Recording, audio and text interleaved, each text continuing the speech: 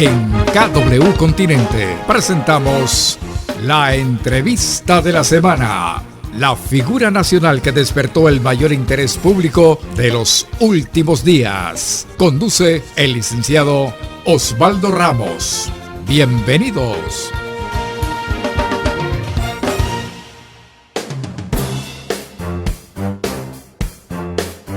¿Qué tal, mis amigos? Tengan todos muy buenos días. Bienvenidos a una emisión, otra emisión de la entrevista de la semana.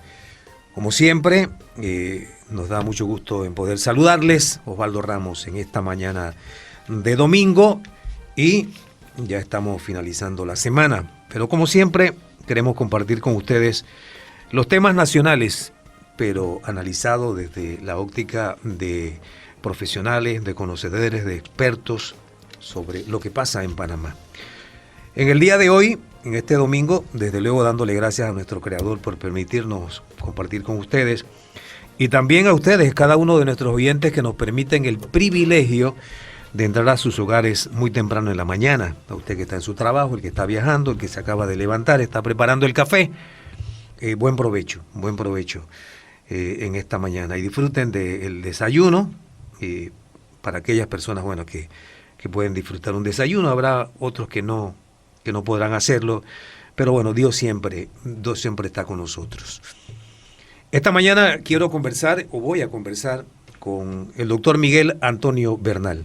El doctor Miguel Antonio Bernal no hay que hacerle mucha presentación al doctor Bernal, porque todos conocemos de la trayectoria del doctor Miguel Antonio Bernal, catedrático universitario, constitucionalista, generador de opinión pública, sin número de atributos que tiene el doctor Miguel Antonio Bernal por su larga trayectoria como profesional y también como ciudadano. Esto es muy importante. Como ciudadano también ha librado muchas luchas y batallas a nivel nacional. Recordamos desde la época de la dictadura. Y también esta mañana iba a estar con nosotros la profesora Nelva Reyes, pero por algunos compromisos de coordinación no ha podido llegar la profesora Nelva Reyes. También ella es educadora y también dirigente de profesores, que íbamos a analizar con ella también la parte educativa, donde se han realizado esta semana algunas manifestaciones y protestas. Le damos la bienvenida al doctor Bernal. Doctor Bernal, gracias por acompañarnos. Esta mañana queremos analizar con usted varios temas, desde el punto de vista jurídico, desde el punto de vista como ciudadano y también como influyente en la sociedad panameña. Bienvenido, doctor. Sí, muchas gracias, Osvaldo Ramos. Un saludo muy especial, agradeciéndole la hospitalidad y saludando también a su distinguida audiencia de KW Continente en su programa dominical. Y encantado de poder compartir algunos análisis y reflexiones con relación a la situación por la cual atraviesa nuestro querido Panamá.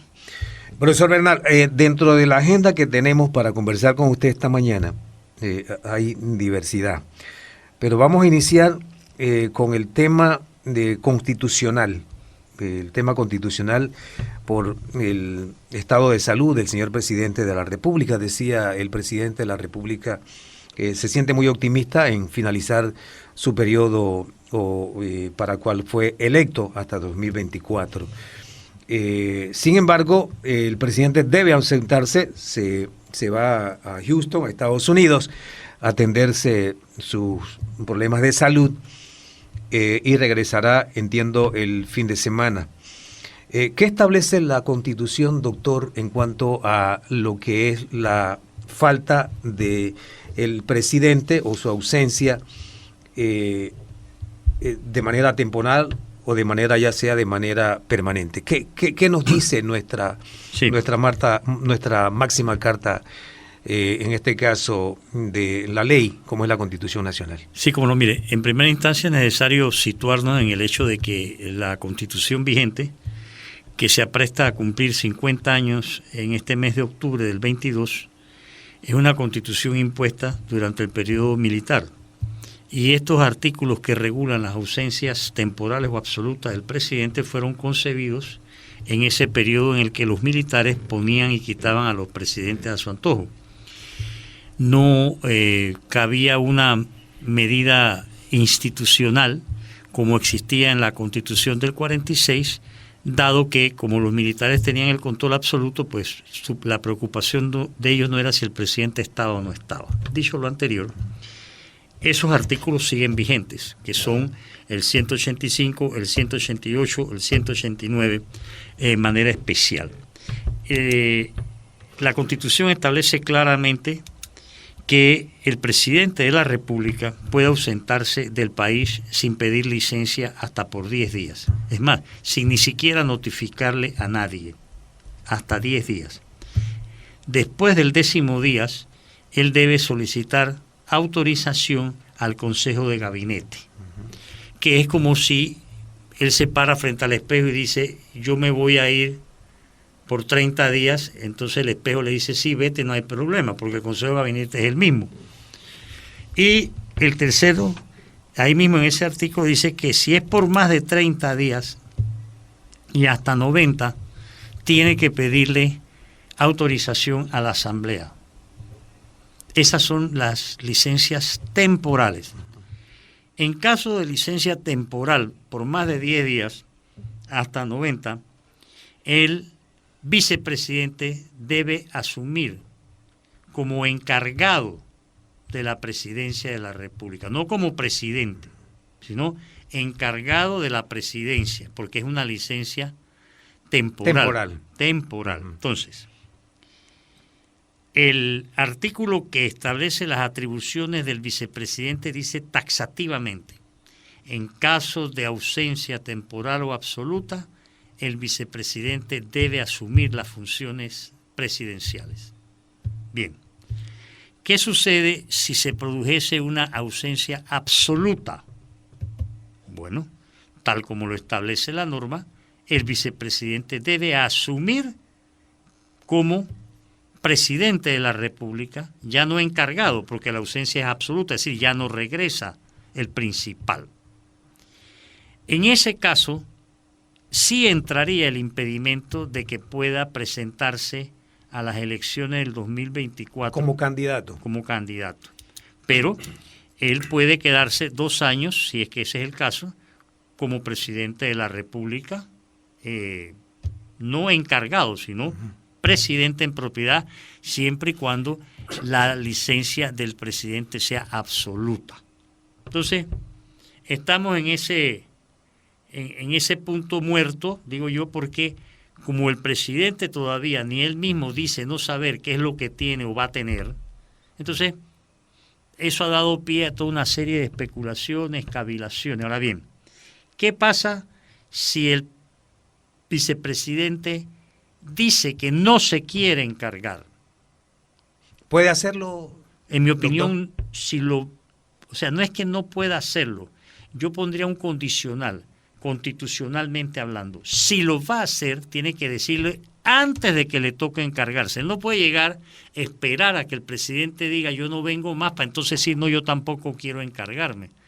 Él no puede, o no debe, porque aquí usted sabe que el debe y el puede, no, y más en materia constitucional, están en el limbo. Entonces, si pasa que el vicepresidente dice que no quiere, le corresponde al Consejo de Gabinete escoger un ministro que ejercería el cargo de ministro encargado de la presidencia de la República. No presidente, ojo. Eso me recuerda a Manuel Solís Palma. Exactamente, creo. Entre otros, ¿no? Porque hubo presidente, el último fue Manuel Solís Palma, pero no es presidente. Presidente encargado. No, ministro encargado, sí. O sea, de no pierde el carácter de ministro, no es presidente, encargado ni nada que se le parezca. Y eso es bueno alertarlo para que en la eventualidad, que yo espero que no se dé, hubiese un ministro encargado y entonces aquí empiecen a decirle, ¿no?, con presidente y excelentísimo y demás hierbas aromáticas. Entonces, esa es la situación que hay. Ahora, ¿qué pasa, don Osvaldo? Que desgraciadamente, como no me canso de señalarlo, el 95% de la población no conoce la Constitución, no conoce ni siquiera sus derechos y garantías personales. Entonces, empiezan un poco elucubraciones. en las últimas, desde que el señor Cortizo anunció, ¿no? Y en mi opinión, de manera indiscreta, porque esas cosas él no debió decir hasta tanto no tuviese certeza de lo que fuese, ¿no? Para bien o para mal, que yo espero que sea para su bienestar, como lo dejó entrever ayer cuando dijo que él estaba dispuesto a ir hasta el final. Yo me he quedado, y debo confesarlo con toda sinceridad, no sorprendido, pero sí boquiabierto la cantidad de constitucionalistas que tenemos en este país, y eso me alegra, porque pues me complace saber que hay cada vez más personas interesadas en los temas constitucionales para sentirse uno menos solo en estos menesteres, ¿no? De opiniones constitucionales, porque no pasan de ser opiniones, la que podamos vertir hasta los catedráticos de la materia, porque quienes tienen la decisión final de lo que es o no es constitucional en este país son los señores de la Corte Suprema de Justicia, que todos sabemos pues que ellos se inclinan 99.9% de acuerdo a las órdenes que reciban del que los ha nombrado o del Ejecutivo. Entonces, esa es la situación que hay. Ahora, aquí entre usted y yo, y con su oyente, de llegar a esa eventualidad, mire por todo lo que hay que pasar. Primero, falta absoluta, porque él se puede ir, el presidente se puede ir de ausencia temporal en ausencia temporal, porque ponga usted, si él se va por 30 días, regresa, después se vuelve a ir por 30 más, él se puede ir así hasta el 1 de julio del 2022, ¿eh? No hay un límite, profesor. No, es que esos son los vacíos. Es el caso de, por ejemplo, un trabajador que tiene una incapacidad y ya cuando vence la incapacidad, aguántese. ¿No? Por eso le digo. Ya se venció las incapacidades que establece la ley. Por eso le hice el marco de referencia de dónde venía la norma. Venía una época en que a los militares les importaba un comino si el presidente se ausentaba 10, 30, 40, 50, 80 días, y cuando tenían que sacarlo, lo sacaban siguiendo la Constitución, ¿no? Se enfermaban de la garganta, un dolorcito de cabeza, estoy cansado, las excusas sobraban. Entonces, yo decía el otro día que lo que me preocupaba era que, supongamos, que el señor presidente pide ausencia absoluta y llega el muchachito y pide también que él no quiere ser. Y hay que poner un ministro encargado, y bueno, me imagino que pondrán a Sabonge para que tape el hueco. Será el único hueco que tapará en su vida como ministro de Obras Públicas. Pero bueno, vamos a esperar. Yo espero que no pase nada, pero sí, muy buena su pregunta en cuanto a que si no hay límite, porque yo espero que no nos pongan en ese pendular, porque imagínense la inseguridad. Correcto. Y el desasosiego que eso va a generar en una población ya de por sí crispada por la situación económico-político-social. Sí, crispada y prácticamente ya inmerso en una campaña política. A eso iba. Faltan, doctor, un año y como 7 o 6 meses para el día de las elecciones. Es que todo esto, por eso es importante ver el entorno, ¿verdad? Puesto que el entorno va a ser en gran medida determinante. Acuérdese que desde que se abre el periodo electoral, que ya se abrió el pasado 1 de junio, parte del mango del sartén lo tiene también por Constitución los señores del Tribunal Electoral, que son solo 3, de los cuales hay uno que tiene 32 años de estar ahí sentado, a tal punto que me dicen, no me consta, que la silla donde que él se sienta allá en el Tribunal Electoral tiene la forma de su asentadera, ¿no? Por 32 años seguidos. Eso ya, en mi opinión, dice todo lo que pueda salir de este denominado tribunal. Así es que estamos entrando realmente en un túnel, ¿no? Donde hay pocas luces, donde hay más bien una oscuridad en que si cada ciudadano no alumbra su lamparita o su foco de mano, pues va a haber muchos tropezones de toda naturaleza, porque quieras o no, las palabras del presidente diciendo que está enfermo genera un vacío, ya sea mental, o genera interrogantes, o genera ambiciones, sobre todo en una sociedad como la nuestra, donde la democracia ha sido secuestrada por un puñado de hombres que no llegan a 10 y la gente no se da cuenta. Doctor, el sistema, siempre hemos dicho que el sistema en nuestro país es presidencialista. Ultra presidencialista, sí. Pero realmente el presidente, el Ejecutivo manda, por ejemplo, llevémoslos al plano actual. Sí. Manda el presidente? ¿Y qué sucede si el presidente se tiene que ausentar de manera absoluta? ¿Quién va a llevar la responsabilidad o quién realmente va a tomarse ese poder que pudiese dejar el vacío al Ejecutivo?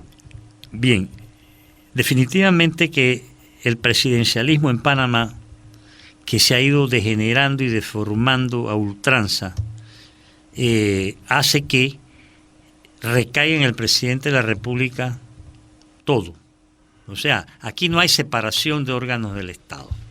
La Corte la maneja el presidente de la República, digan lo que digan, haya o no nombrado, y en este caso particular de la actualidad, el señor presidente tiene 6 magistrados. O sea que los otros 3, ¿qué les conviene? Ya tiene mayoría, Bien. doctor. El presidente maneja el Ejecutivo, maneja todas las instituciones autónomas, semiautónomas, ¿no? O sea, todo está hay una concentración a ultranza del poder. La Asamblea tiene, diríamos nosotros ahora mismo, una función que también depende en gran medida del Ejecutivo. Eso no es un impedimento para que, dentro de las actuales circunstancias, creo yo, que el epicentro del presidencialismo, o del poder del presidente más bien, va a empezar a girar hacia la Asamblea. En la eventualidad de que el presidente pida licencia temporal, mucho más si la licencia es absoluta, porque quien realmente va a controlar el Ejecutivo, si asume Carrizo, es la Asamblea. Y cuando digo la Asamblea no estoy diciendo los 71 diputados, porque ahí hay, no uno, muchos que la gente no lo ha escuchado, ni siquiera el timbre de voz cuando dicen presente, porque nada más se limitan a levantar la mano. Entonces, en la Asamblea, como es de conocimiento, dominan 3 personas. Yo no voy a decir un partido, porque no es ellos no actúan realmente como en función de lo que quiere el partido, que son Crispiano Adames, que viene de reelegirse, el señor conocido como Huevito, alias Pineda, y el tercero es ahí el señor Bolota. Digan lo que digan. ¿El señor Robinson? Benicio Robinson es el primus inter pares. O sea, Benicio Robinson va más allá, en mi opinión, de la Asamblea, porque él controla la Comisión de Presupuesto. O sea que él es de los pocos que le puede hablar de tú a tú al presidente de la República, y si es Carrizo el que se encarga, pues yo creo que Benicio, el día que se encargue Carrizo, le llevará la lista de ministros que él quiere que le nombren. Y a Carrizo no le va a quedar más remedio. Acuérdese que Carrizo le salió huyendo a la candidatura en la Secretaría General del PRD. O sea, ¿y por qué lo hizo? ¿Ah? Entonces, es un secreto a voces. El propio Benicio se ha encargado de poner algunos puntos sobre la silla cuando le dijo a Cortizo, tiene que sacar Sabonge. Y tiene que hacer esto. Y Benicio pesa.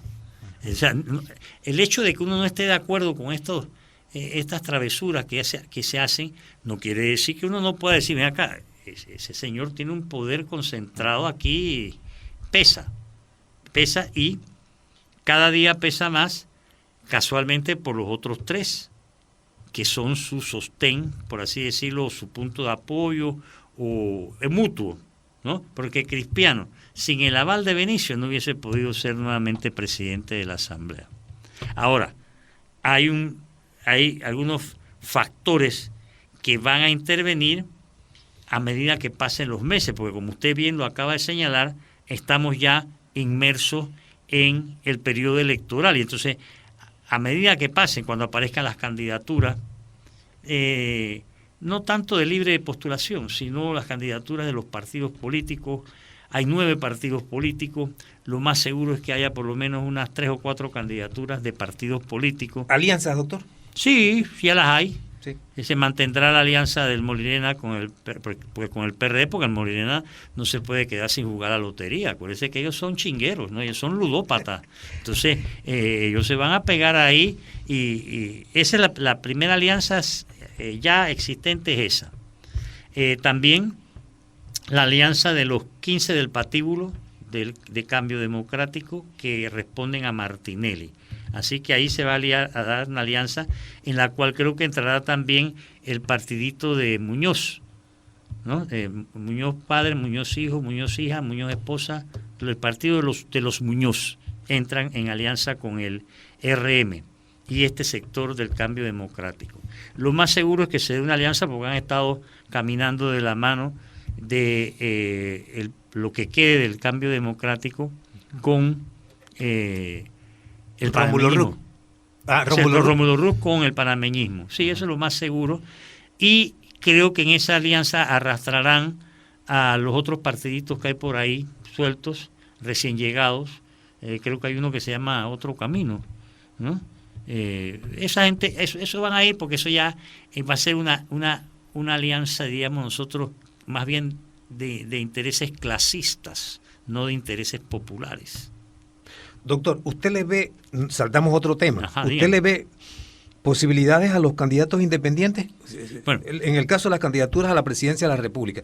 En la campaña pasada marcó la candidatura independiente con fuerza, inclusive superando a partidos políticos tradicionalmente establecidos. Jurídicamente hablando, son candidaturas de libre postulación. Libre postulación. Entonces, efectivamente, la campaña del 2019, que fue cuando se cristalizó un poco más la libre postulación, sobre todo en el plano presidencial, ahí el error estuvo en la tosudez de algunos candidatos de libre postulación que no quisieron hacer un frente y presentar un solo candidato de libre postulación que hubiese, creo yo, podido arrancarle la victoria, porque iba a coger a los partidos políticos y al propio sistema desprevenidos. Pero pudo más los intereses a lo mejor personales. Definitivamente pudieron más porque hubo el egoísmo, la vanidad, en ciertos momentos la arrogancia, y entonces, bueno, pasó lo que pasó. La gente expresó su descontento con la partidocracia, inclinándose a favor, en este caso fue del señor Lombana. Pero ya lo de Lombana se desvaneció del momento en que él abandonó las banderas que decía ondear de la libre postulación, y ahora él forma parte de la partidocracia. O sea que el 90% de su discurso se viene abajo. Totalmente, porque yo soy de opinión que una gran cantidad de los ciudadanos que votaron por la libre postulación lo hicieron porque ya se percibía la necesidad de que de un cambio, Y ahora, en esta ocasión, yo creo que se van a presentar, por lo que he leído en los diarios, ya van más de 25 personas que han ido a pedir el formulario. No sé de esos 25 cuántos se van a mantener, porque tienen hasta el 31 de julio para que, fíjese usted por dónde van, el Tribunal Electoral les dé el visto bueno para poder salir a recoger firmas. O sea, ya están maniatados por el Tribunal Electoral. Si el Tribunal Electoral, si usted va a pedir el formulario y usted lo llena y el Tribunal Electoral no le dice que puede presentar, entonces, tiene a partir del 1 de agosto hasta el 31 de julio del año entrante para recoger las firmas, que ahora se tienen que recoger con un nuevo sistema digital para el cual se necesita celular y una APP, que todo eso significa dinero, y eso no impide que el Tribunal Electoral, como ya es costumbre, anule firmas, como han hecho ahora con la revocatoria de mandato del alcalde de la capital. O sea, las candidaturas de libre postulación han entrado en lo que podríamos llamar una chutra que les ha construido especialmente para ellos el Tribunal Electoral.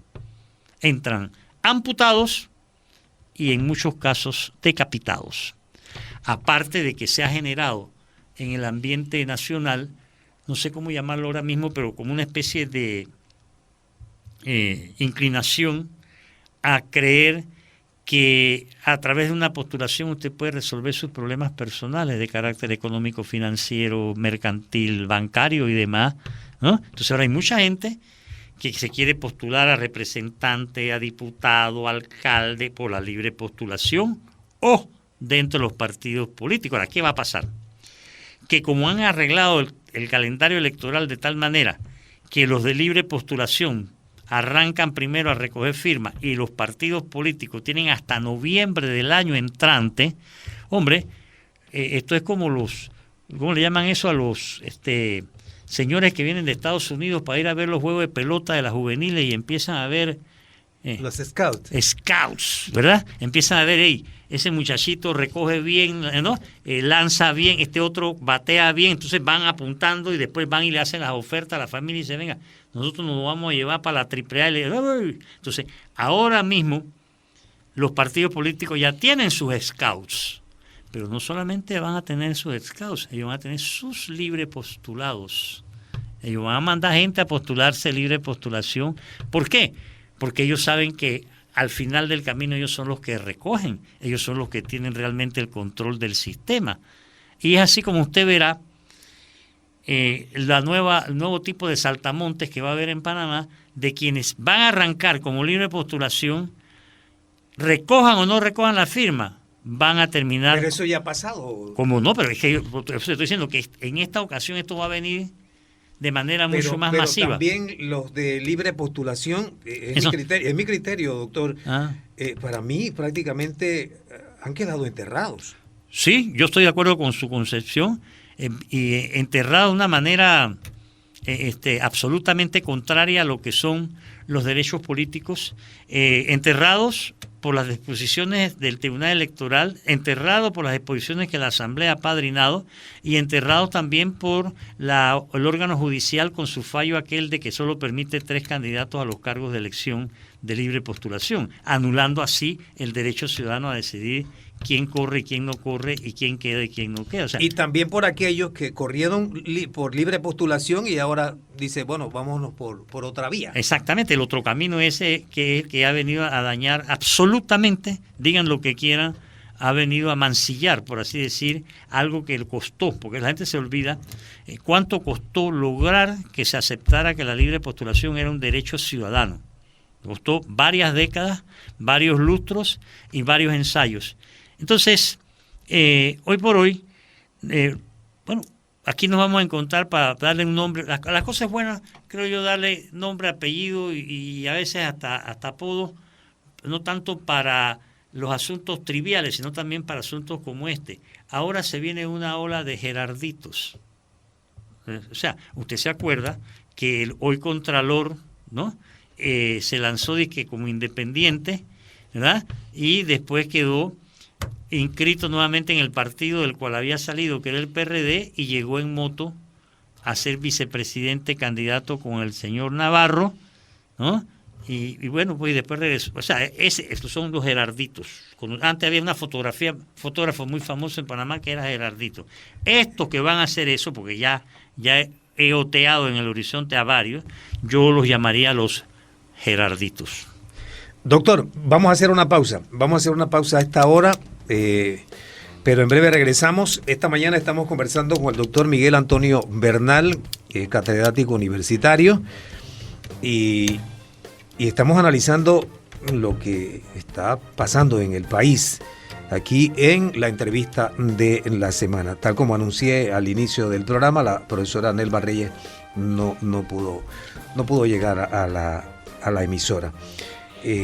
Vamos entonces a una pausa. Vamos a una pausa y cuando regresemos vamos a entrar, doctor, ya en la media hora final al tema de los 3 años de administración del presidente Cortizo, su mensaje a la nación, al país, que se dio este pasado viernes, y los logros que según ha manifestado el señor ejecutivo, el señor presidente de la República.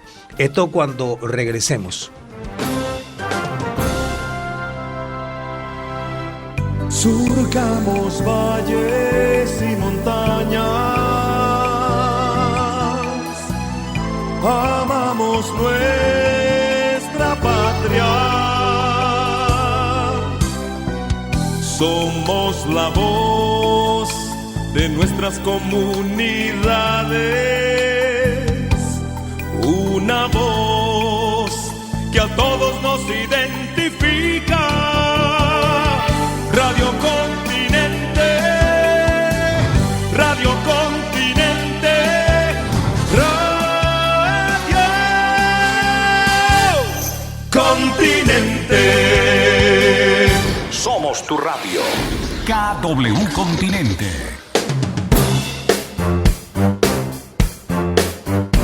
Mis amigos, estamos de regreso para continuar presentándoles la entrevista de la semana. Hoy, domingo 3 de julio de 2022. Reiterándoles el agradecimiento a cada uno de ustedes que siempre nos acompañan muy temprano en la mañana, todos los domingos, a través de todas las frecuencias de KW Continente a nivel nacional. Igualmente gracias a todos los amigos de Radio Península, que también nos retransmite para Provincia Central a través de toda su frecuencia. Gracias a los colegas de Radio Península en Macaracas, en la provincia de Los Santos. Continuamos. Esta mañana me acompaña el doctor Miguel Antonio Bernal. Doctor Bernal, vamos a entrar ahora al tema de los 3 años de gestión del presidente Cortizo, la asamblea y todo lo que se ha generado con ya los 3 años de mandato del presidente Cortizo. ¿Qué se ha cumplido y qué ha dejado de cumplirse en estos 3 años, cuando solamente ya doctor, queda un año y si le quitamos 2 días, un año 363 días? Sí, fíjese, el problema en los sistemas políticos como el nuestro, en que impera el populismo, el clientelismo, el electoralismo, es que los cargos a elección no van acompañados de programas concretos de planificación estratégica, de políticas públicas, y cada candidato va prometiendo el oro y el moro y va alimentando lo que luego serán frustraciones y decepciones por parte del electorado. Y el electorado lo sabe. Una gran parte del electorado, aunque no lo confiese, sabe que está en esa situación, como esa anécdota que narran de un candidato que llegó a una población y en el calor del discurso les prometió un puente. Entonces alguien levantó la mano y dijo, pero si aquí no hay ni río. Dice, no importa, traemos el río. O sea, las promesas van a formar parte de esa caudal de ilusiones. Y en el caso concreto del gobierno del señor Laurentino Cortizo, bueno, si retomamos el programa que él adelantó en el periodo 18 y los primeros meses del 19 antes de la elección, no ha cumplido nada, absolutamente. Esto es trágico para el país, porque fíjense, él dijo que la educación iba a ser su estrella. Bueno, si usted hace un recorrido de la situación de la educación, la estrelló, la ha estrellado. La educación nunca había caído a unos niveles tan bajos como los que la ha llevado el gobierno de Cortizo. Digan lo que quieran. Pero dicen que la excusa es la pandemia, doctor. No quería yo adelantarme a decir que, al igual que otros regímenes autoritarios, aquí se han escudado en la pandemia. Hay ya cualquier cantidad de análisis dentro de la ciencia política latinoamericana, para no hablar de la europea y la propia ciencia política estadounidense, que han casualmente estado analizando el tema de la pandemia y cómo este ha sido utilizado con el propósito de justificar una serie de medidas totalmente al margen de las necesidades socioeconómicas de las poblaciones, y que lo único que revelan con eso, porque todos tuvieron que recurrir a medidas autoritarias, lo que revelan con eso es que no estaban preparados para gobernar. Porque cuando usted va a gobernar, usted tiene que prepararse. Y como decían los griegos hace 5.000 años, tiene que prepararse como decían los griegos, hay que estar preparado para lo inesperado. El manejo de la pandemia en este país ha sido totalmente contrario a las necesidades de la población. Ha servido para crear nuevos ricos, les nouveaux riches, como dicen los franceses. Fortunas han aumentado, la concentración del poder económico es mayor que antes de la pandemia. Los lucros y beneficios que han recibido determinadas unidades dentro del gobierno y de los órganos del Estado, sea este el judicial, el ejecutivo, el legislativo o las entidades autónomas y semiautónomas, es verdaderamente, debería llenarnos más bien de vergüenza. ¿Por qué? Hombre, porque entre otras cosas han aprovechado la pandemia para el vacío que existe en este país de mecanismos de control ciudadano para evitar el ejercicio irracional del poder político. Es muy grande y la ciudadanía, como le decía hace un momento atrás, no conoce ni sus derechos. Entonces, ¿qué iban a estar ellos en incapacidad de reaccionar frente a una serie de medidas? Que ahora estamos empezando a sentir en mayor grado las consecuencias. Ejemplo inmediato, no solamente la educación, lo de los medicamentos. O sea, aquí no han sabido, ¿no?, atender, no hablemos del seguro social. Entonces, eso es como ahora con lo del combustible, que le echan la culpa a la guerra de Ucrania. La guerra de Ucrania no tiene nada que ver con el desaforado aumento del combustible, porque entonces, ¿cómo es que en otros países los gobernantes han sabido ponerle un alto al precio del combustible? Otros han eliminado de plano el impuesto al mismo, porque el combustible es una necesidad. El combustible es una necesidad hasta para los que andan con el güiro cortando hierba para ganarse la vida honestamente, los pescadores. O sea, aquí no es solamente que para el que viene de transportista desde de donde sea, o para el que tiene que venir todos los días, ida y vuelta, desde Chorrera, Pacora, Capira, Arraiján, para no irnos más lejos, que hay gente que viene más. Todos los días, doctor. Exactamente. Entonces, aquí el no saber hacer, que es una prueba evidente de que más que la pandemia ha sido la mediocridad, la incapacidad, la ineptitud, las que han tomado cuerpo y se han apoderado. ¿Por qué? Hombre, porque los que llegaron a gobernar, lo que les interesaba era poder disfrutar de las prebendas del poder, de los privilegios que les da tener el control del erario, de tener el control de una serie de instituciones. Entonces, cuando el señor presidente de la República, el ciudadano presidente, dijo en su discurso que él había enfrentado la pandemia, 2 huracanes, y que se habían ejecutado programas de vacunación y que había un avance en la recuperación económica. Digo, espérese un momentito. ¿Y qué me dice usted de la situación socioeconómica de desempleo, de falta de vivienda, de la inseguridad jurídica, de la criminalidad y de tantas cosas, falta de medicamentos, la educación por el piso? O sea, el que realmente ha enfrentado una situación es la población.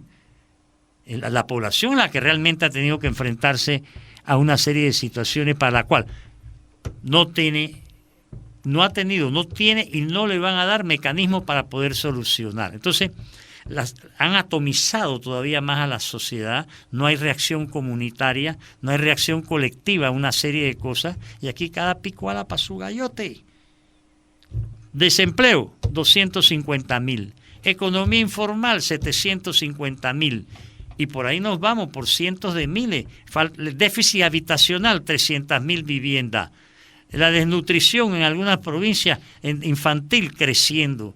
Los centros de salud, los hospitales, o sea, un desastre lo que hay ahora mismo, un desastre. Pero el problema no es el desastre, porque los desastres como las crisis son para enfrentarlas, son para darle soluciones. El problema es que no llegan con soluciones concretas. Y cuando se las plantean, las rechazan porque va en contra de sus intereses. Ejemplo, lo del combustible. Ahí salió el muchachito del Ministerio de Comercio, ¿verdad?, a la rambulería de decir que ellos no podían poner el combustible igual para todos. Claro, a él le llenan el tanque todos los días. Después salen también con lo de los medicamentos. Ese es un parto de los montes, por favor, el Medixol. Ese es una burla. Ese es un atentado contra la dignidad del panameño. Entonces, el discurso del presidente Osvaldo, para ir dejando las cosas en su lugar, fue lo que en inglés y en francés se conoce como déjà vu. Es decir, ya lo oímos. Si usted va a buscar el discurso del año pasado, mutatis mutandi, el mismo esquema, el mismo tono, la misma cantaleta, canción, el del año antepasado, igualito también. Lo que me hace pensar a mí que su ghostwriter, como le dicen en inglés, en Shakespeare, su escritor escondido, ¿verdad?, ha perdido el norte, ni siquiera está en capacidad de vender bien las cosas, porque fue un discurso, el de ayer, yo diría que más cansón que los anteriores, porque como ya uno lo había oído. Y los subsidios, dice que el presidente ha hecho un resumen de la cantidad de subsidios que se ha otorgado al país, doctor. Aquí hay gente que habla de Estado fallido para explicar. ¿Eso pudiese paliar un poco la situación? Voy para allá. Yo iba a decir es que aquí no hay ningún Estado fallido. Aquí se ha llevado el neopopulismo a ultranza y lo que tenemos es que es un Estado subsidiarizador, es decir, que vive subsidiando, porque como no tienen planificación estratégica, si usted le pregunta a cualquier ministro, ¿para dónde vamos?, él no sabe. No hay planificación, no hay objetivos comunes, no hay metas reales, efectivas, que sean sentidas, vividas, queridas, compartidas por la población. Entonces ellos tienen que estar subsidiando. Ellos no quieren aprender eso que se le atribuye a Confucio, como todos los proverbios chinos que la gente no sabe quién lo dijo. Tú dices, fue Confucio, ¿verdad? Enséñale a pescar, no le des el pescado. Entonces, aquí han ido creando la mediocridad obliga. Pero es que eso también, doctor, antes la gente pescaba, doctor. Sí, pero es que por eso digo, se lo han ido llevando para el terreno del no hacer nada, de hacer creer que las cosas abominables son indispensables. Eso es la mediocridad en plena acción.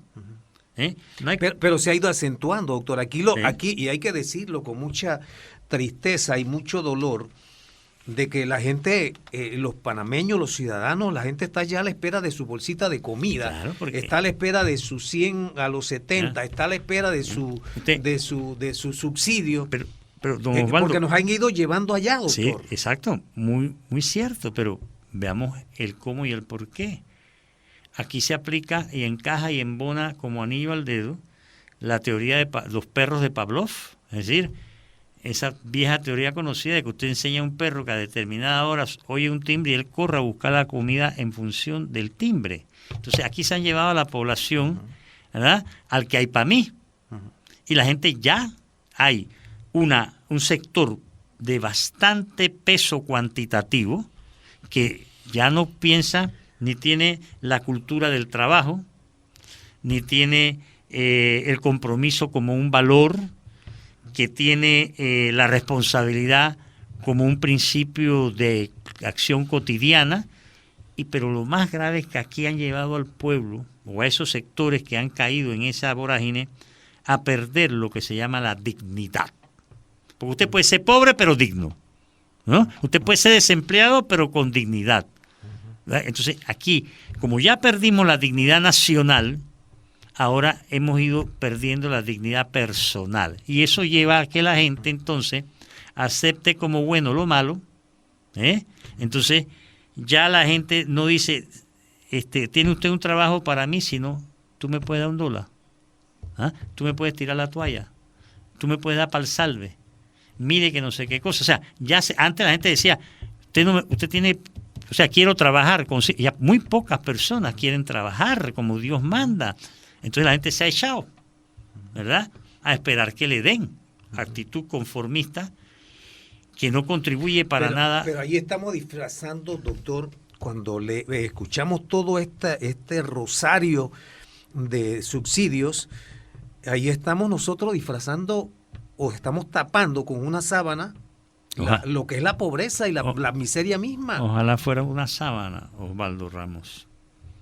Estamos tapando con una hojita de mango una triste realidad. Por eso le digo, mire, si nosotros tomamos nada más las estadísticas de la Contraloría, que por lo general son engañosas y engañadoras, nada más, aún con esa, aquí hay para no dormir.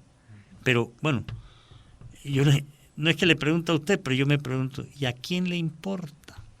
O sea, el problema es que hemos retrocedido, hemos inculcado en la población la mentalidad del cangrejo, que camina hacia atrás, pero con la cabeza llena de heces.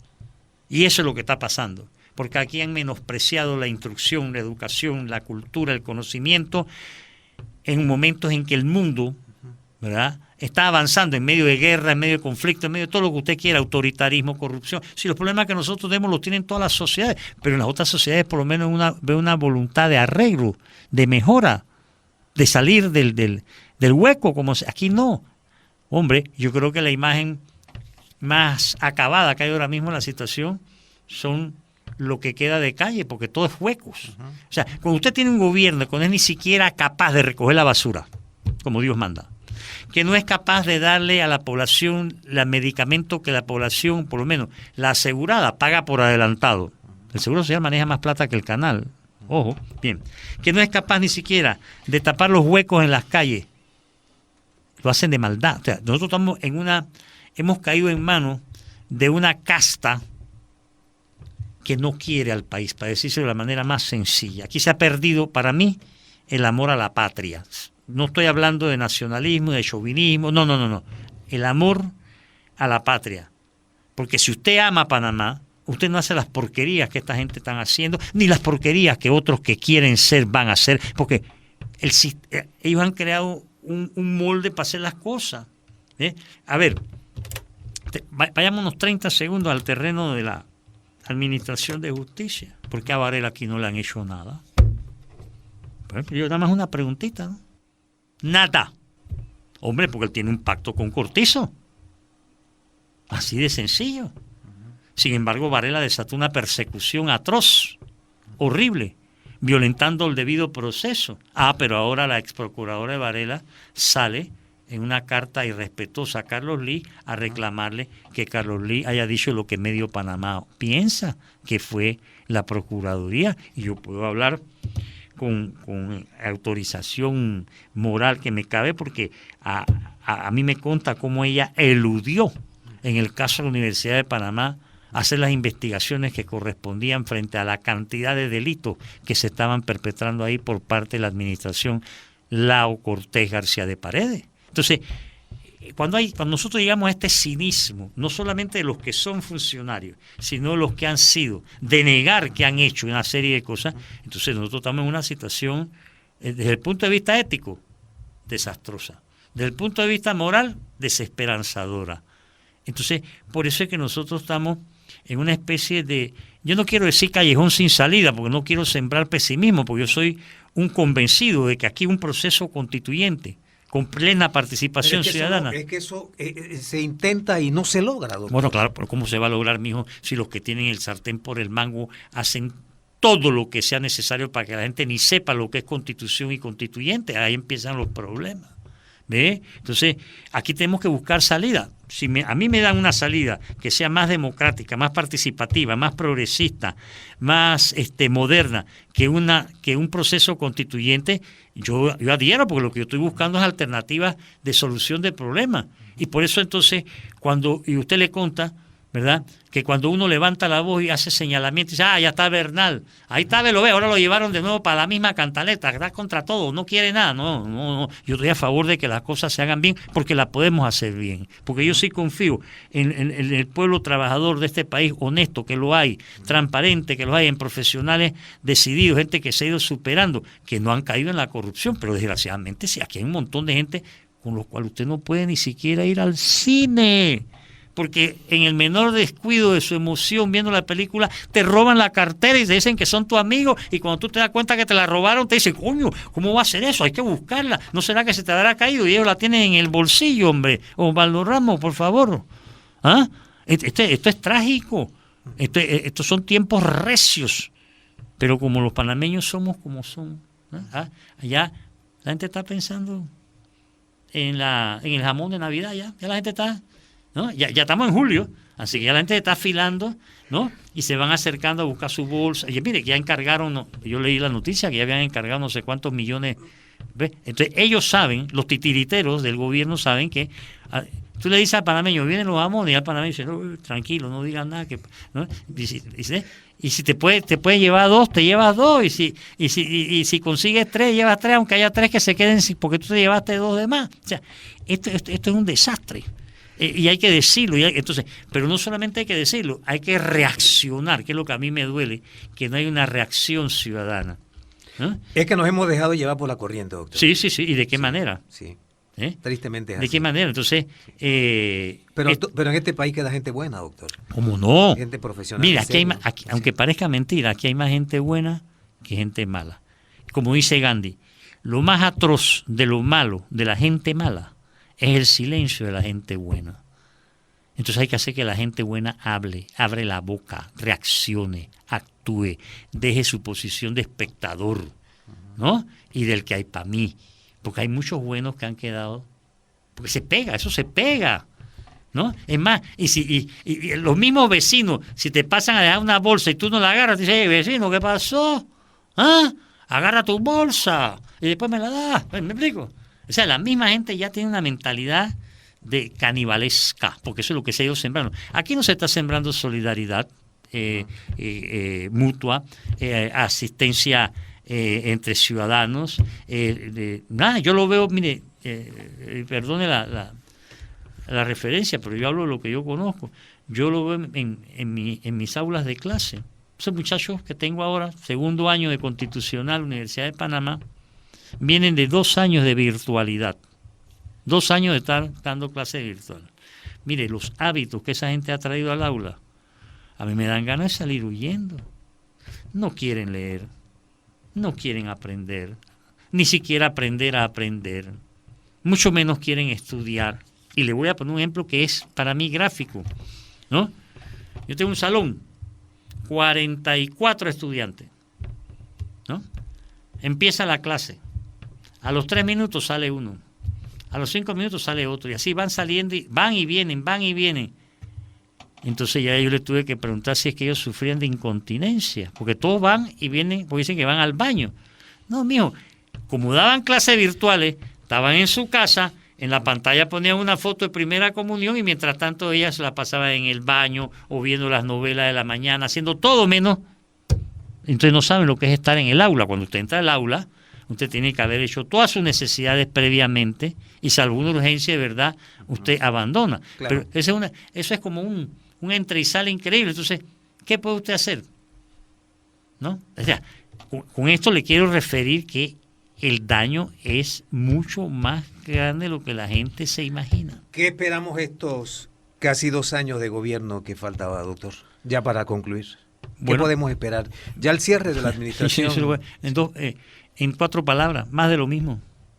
Para peor. ¿No habrá cambio, doctor? No creo que. No, porque es que el sistema no lo permite. La mentalidad mediocre de los gobernantes no les da para que se produzcan los cambios que el país. Este país no necesita parche, ni reforma, ni falsedades, ni no. Este país necesita cambio. Cambio significa transformación. Transformación significa revolcón.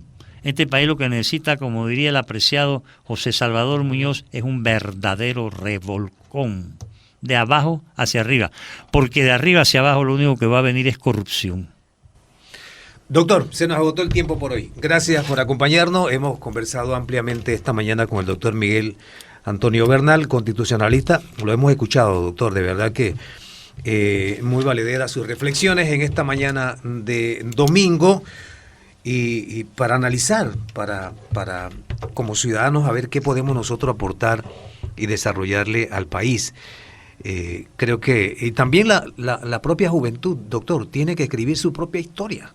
Así es. Porque muchas veces nosotros o la gente joven dice, bueno, deja todo correr, pero es que también, y aquí podemos conversar toda la mañana, tomarnos la otra hora que sigue, doctor, conversando de esto, porque la juventud ha sido para mí, en mi juicio, como si ha sido castrada.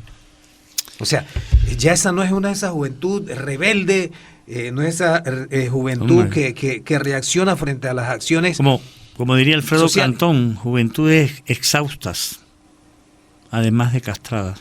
Ya están cansadas antes de empezar, pero las han cansado, porque les han matado la esperanza, la ilusión, el deseo de superarse, los han castrado. Esa es la tragedia. Y aprovecho para agradecer infinitamente el espacio, la oportunidad, y me complace mucho haber estado con usted hoy, y un saludo muy respetuoso en este domingo a su distinguida audiencia. Gracias, doctor. Doctor Miguel Antonio Bernal ha estado con nosotros esta mañana. Gracias a usted por acompañarnos. No se vayan, que solamente vamos a una pausa y al regresar vamos a continuar con Los Oídos del Pueblo. Vamos a conversar con nuestros oyentes que siempre nos llaman en la mañana. Gracias por acompañarnos, que todos tengan una excelente mañana y no se retiren, que pronto regresamos. Y así llegamos al final de otra entrega periodística radial con el licenciado Osvaldo Ramos y la entrevista de la semana.